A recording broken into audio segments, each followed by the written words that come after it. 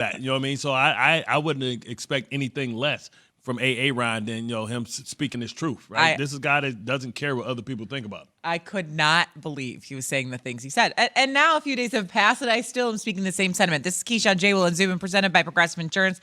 Guests will join us on the Goodyear Hotline. Bart Scott and Shea Cornett here in for the guys this morning. And so, yes, Bart and I were just talking about the press conference that was now, like 5-6 days ago. But right. a lot has happened. Yeah. It does, right? A lot has happened since then. My Lord. That's what it seems like. Everyone has kind of come together in Green Bay land. Everyone's getting along now.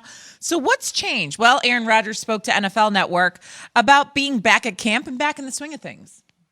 It was a little strange, I think, day one, just because I was gone for the entire offseason and contemplated my own future and the possibility of playing somewhere else as well. But when I'm back here, I'm 100% all in, And you know me, you know what I'm all about. I love my teammates. I love competing. I do love practice. I love to go out and give it to the young corner when I can and get after these guys, talk a little smack. Especially with a new D coordinator in here, we got to let them know how it goes around here. All right, let me just point a few things out here, Bart, and then I'll let you go. Number one, he's very happy in this exchange on NFL Network. Very happy. Clearly, he's kind of joking, laughing, like, you know how it is, you know how I am. That's one. Two, we know that Aaron Rodgers is, he's calculated in the words he uses and who he directs them to. And so clearly he wasn't directly asked if he's 100% in, but he told us he's 100% in. So who's he telling this to? Who's he expressing that to? I think he's saying that to his coaches and to his teammates, right? Letting them know that he's all in. He's not thinking about tomorrow. He's all in to try and win a chip because he understands this is the last dance. Who he's hating on is the management. Like, he's all in. He loves his teammates, right? He didn't say he loves his organization. He said, I love my teammates. So that's putting a distinction between, management and labor. Who knew that Randall Cobb was the DeAndre Jordan to Kevin Durant and Kyrie Irving? He was a missing link. All things are fixed with Randall Cobb here. And, listen, I don't know. I think it's, maybe a move that Aaron Rodgers feels like he needs to make. And you heard Gutekunst talking about, that was a move specifically for Aaron Rodgers. So that makes him feel good publicly that he can tell Randall Cobb that you can come away from football hell right now. The last place I think any player really wants to be is Houston right now because they know they got a big nothing burger going on over there and that you're going to be picking first probably in the draft, in the whole Deshaun Watson saga and everything going on there. So Randall Cobb's happy. I think, Aaron Rodgers is happy. And this team, this is a team that's 13-3. They have a legitimate shot. When Aaron Rodgers is all in, attitude reflect leadership. And, the leadership is saying, hey, all is well here. So then everybody and all the little soldiers will fall in line.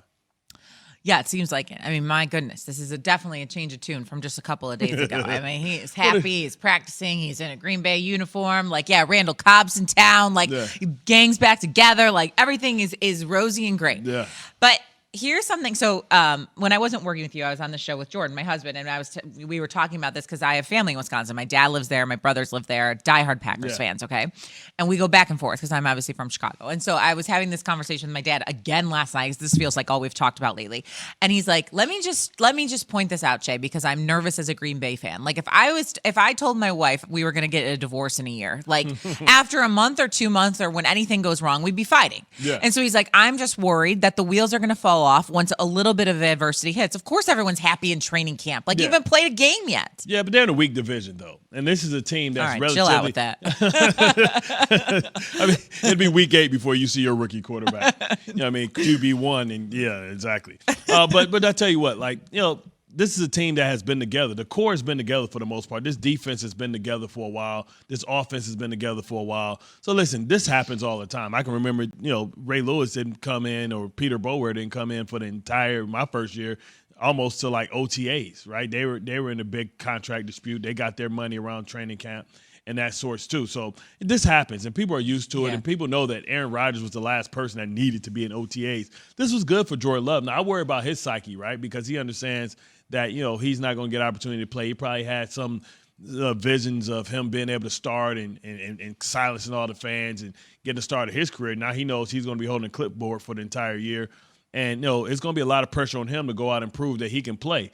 And he may think that Aaron Rodgers is leaving, but if everything goes well, they win the Super Bowl, Aaron Rodgers may change his tune and say, you know what, I'll finish here. And then they may be looking to do a Jimmy G and get rid of Jordan Love. So I worry about the youngster and his psyche. It's going to take a lot because if Aaron Rodgers goes down, we've seen him go down before, and it's always weird when people hold out. You either go one or two ways. Either like everything goes great or somebody gets injured early, and it's kind of like, oh, see, you should have been here. But he didn't really hold out. He just missed OTAs. Yeah. It's not like he really held out in training camp. He was there for day one. Yeah, you're right. But I'm just saying, it's funny things happen, right? Remember, guys tackle your arms, you fall, hurt his clavicle, he gets injured. They're going to have to depend on Jordan Love. So you don't know. It's a long season. Anything can happen, right? Guys blow out knees. I mean, just imagine if you're sitting back and you're Matt Castle and Tom Brady goes down, and you're thinking that, you're over there like Willie Beeman chewing sunflower seeds. And they're like, like, get in the game. Like, what? What's going on?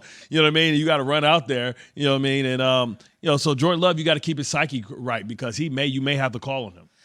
Yeah, that's a good point.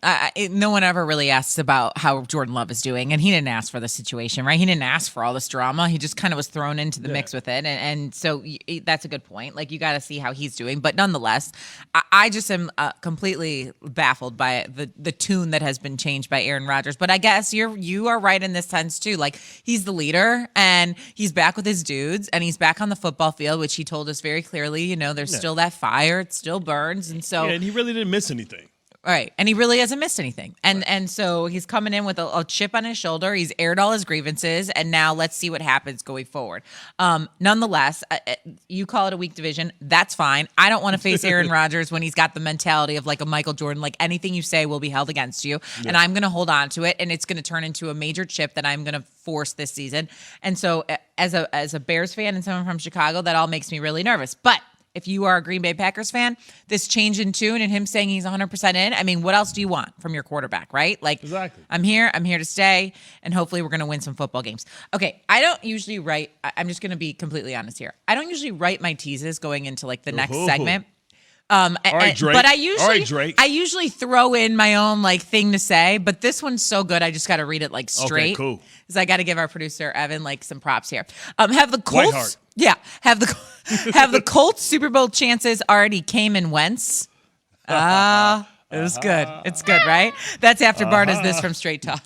5G is here, but the big carriers want you to sign a pricey long-term contract to get in on the action. Well, not anymore, because Straight Talk Wireless has rolled out 5G coverage nationwide, with plans starting for just $35 a month with no contract. And get a Samsung Galaxy A32 5G for only $299, all on America's best network. 5G coverage, 5G phones, less money, Straight Talk Wireless. No contract, no compromise. 5G capable devices require actual availability, coverage, and speed may vary. Almost the worst possible scenario for the Colts is occurring right now.